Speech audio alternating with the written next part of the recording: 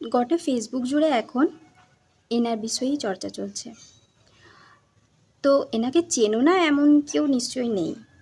একটা সময় এনার কিন্তু সিরিয়ালগুলো বেশ পপুলার ছিল।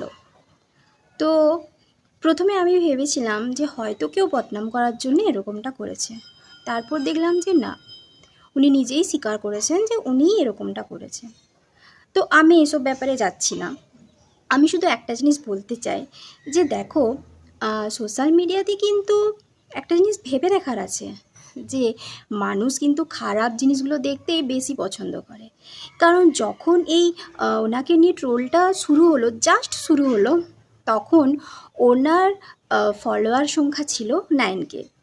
তো যাও একবার গিয়ে চেক করে আসো এই কিছুদিনের ট্রোলে উনি ঠিক কত ফলোয়ার আর্ন করেছেন। তো এটার থেকে কিন্তু এটাই বোঝা যায় যে মানুষ কিন্তু ভালোর থেকে খারাপ জিনিসগুলো দেখতে একটু বেশিই পছন্দ করে। কি বলো, আমার সাথে একমত কারা কারা?